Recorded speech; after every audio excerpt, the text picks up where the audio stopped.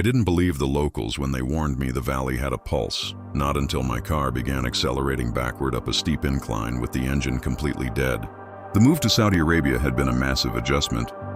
Pulling late shifts behind an espresso machine meant my only real downtime came in the dead of night.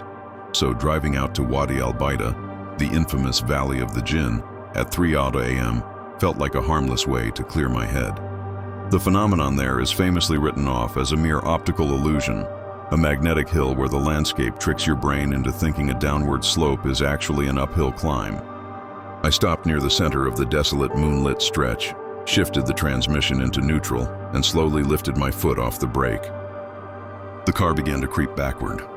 At first it was amusing, a neat geographic parlor trick. But then the speedometer began to climb. 10 miles an hour, 20, 30. The tires hissed against the coarse desert asphalt, but beneath that friction, a secondary noise bled into the cabin. A dull, rhythmic slapping. It sounded exactly like dozens of bare hands striking the metal undercarriage in unison. Panic flared. I grabbed the keys to crank the ignition, but the cylinder was seized tight. I stomped on the brake pedal, but it was rigid, completely refusing to depress.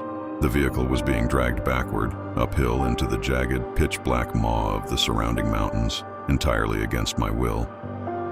I threw a desperate glance into the rearview mirror. The red wash of my taillights illuminated the swirling dust behind the glass, casting long, distorted shapes onto the road. The shadows weren't static. They were tall, impossibly thin silhouettes, moving in perfect lockstep.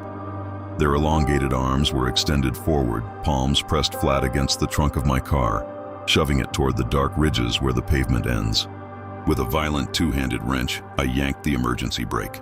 The tires shrieked, locking up, and the car slammed to a jarring halt. The sudden silence that followed was suffocating. Nothing moved in the rearview mirror. The valley was entirely still, save for the wind howling through the rocky crags. I sat there for 20 minutes, terrified to even breathe, until the engine finally turned over. I didn't stop driving until I was back under the glaring, artificial streetlights of the city. It wasn't until I parked and walked around to the back of the car that I saw it. The thick layer of desert dust coating my trunk had been wiped clean by an overlapping array of massive hand-shaped streaks, all of them pushing upward,